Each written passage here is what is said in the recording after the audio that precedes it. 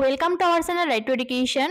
মৰমৰ ছাত্ৰ ছাত্ৰীসকল, আজিৰ এই ভিডিঅ'টোত আমি আলোচনা কৰিম পৰীক্ষাৰ আগত তুমি কি কি কথা জানিব লাগিব, কি কি কথা জানিলে তুমি পৰীক্ষাত পাছ কৰিবা, আৰু কি কি কথা জানি পৰীক্ষা দিবলৈ গ'লে তোমাৰ পৰীক্ষা তোমাৰ প্ৰিপাৰেশ্যনতকৈও এখোজ আগুৱাই থাকিব। তো ভিডিঅ'টো আৰম্ভ কৰাৰ আগতে আমাৰ চেনেলটো যদি নতুনকৈ আহিছা তেন্তে প্লিজ ছাবস্ক্ৰাইব কৰি ল'বা আৰু ভিডিঅ'টো তোমাৰ ফ্ৰেণ্ডছ গ্ৰুপলৈ শ্বেয়াৰ কৰি দিবা যাতে তেওঁলোকেও আমাৰ ভিডিঅ'সমূহ পাই থাকে। তো হে ষ্টুডেণ্টছ, আমি আৰম্ভ কৰিছোঁ ভিডিঅ'টো তোমালোকে স্কিপ নকৰাকৈ সম্পূৰ্ণকৈ চাবা, কাৰণ এই ভিডিঅ'টোত আমি এটা এটাকৈ গোটেইকেইটা পইণ্ট ডিছকাছ কৰিম বিতংকৈ, যাৰ যোগেদি তোমালোকে নাম্বাৰ কম নোপোৱা আৰু যাৰ যোগেদি তোমালোকৰ নম্বৰ পৰীক্ষাত ইনক্ৰিজ হ'ব। তো তোমালোকৰ পৰীক্ষাৰ মাজত মাত্ৰ কেইটামান দিনহে বাকী, দিন ক'লে ভুল হ'ব, কেইটামান ক্ষণ বাকী।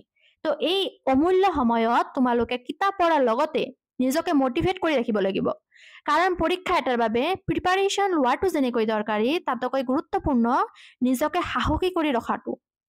এইকেইটা দিন তোমালোকে যিমান পাৰা চিঞৰ বাখৰ বা তেনে কোনো চাউণ্ডৰ পৰা নিজকে দূৰত ৰাখি ব্ৰেইনটোক ফ্ৰেছ কৰি ৰখাৰ লগতে নিজৰ মনটোক পজিটিভ কৰি ৰখা।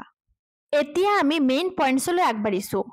প্ৰথমটো কথা, পৰীক্ষা হলত পৰাপক্ষত তোমালোকে 40 মিনিট বা 30 মিনিট আগতে যাবা, বা পৰীক্ষা দিবলৈ যিটো চেণ্টাৰত তোমালোকৰ পৰীক্ষাৰ চেণ্টাৰ তাতে তুমি সোনকালে যাবা, কাৰণ দেৰিকৈ গ'লে মাইণ্ডে বেছি ষ্ট্ৰেছ পৰিব বা মাইণ্ডে বেছি ষ্ট্ৰেছ ল'ব, যাৰ কাৰণে দৌৰা দৌৰি তোমাৰ যিখিনি পৰীক্ষাৰ প্ৰিপাৰেশ্যন আৰু তোমাৰ ওপৰত বেয়াকৈ প্ৰভাৱ পৰিব।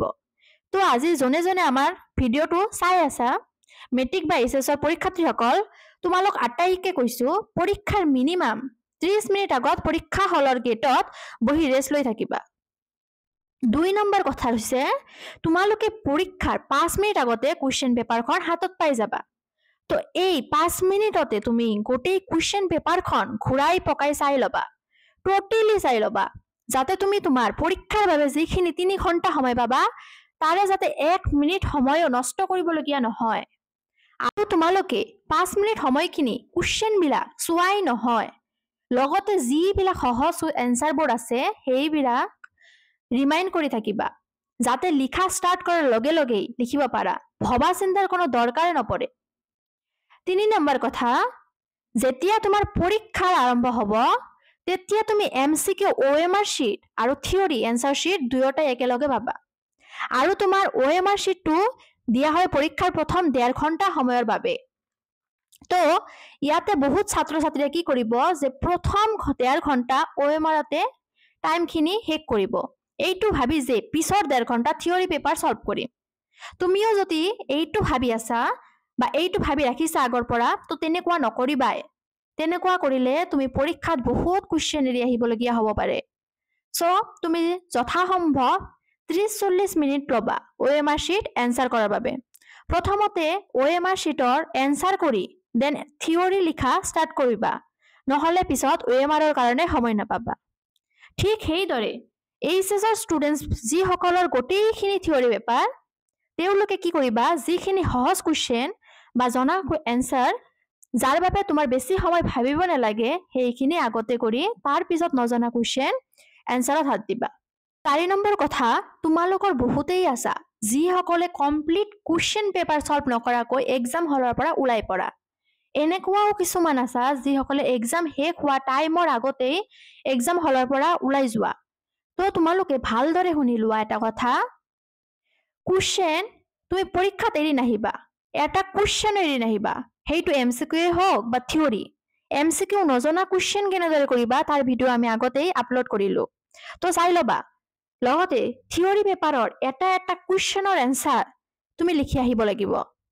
এতিয়া কিছুমানে ক'ব আমি ব্ৰিলিয়েণ্ট ষ্টুডেণ্ট নহয়, আমি মাল্টি টেলেণ্টেড নহয়, বা আমি টপাৰ্ছ নহয়। তো শুনা, টপাৰ্ছৰ টেগ কাৰো গাত জন্মগতভাৱে লাগি নাহে, তুমিও ট্ৰাই কৰিবা।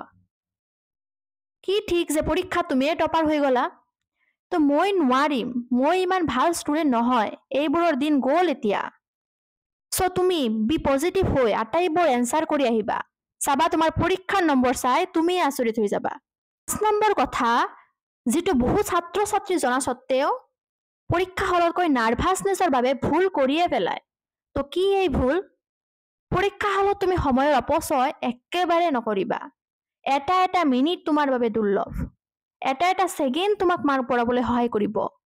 কিছুমান ষ্টুডেণ্টছে পৰীক্ষা হলত বহি কলম কামুৰি বেলেগৰ ফালে চাই টিচাৰ্ছে কি কথা পাতি আছে সেইসমূহত চকু দি নিজৰ পৰীক্ষাৰ 12টা বজাই দিয়ে।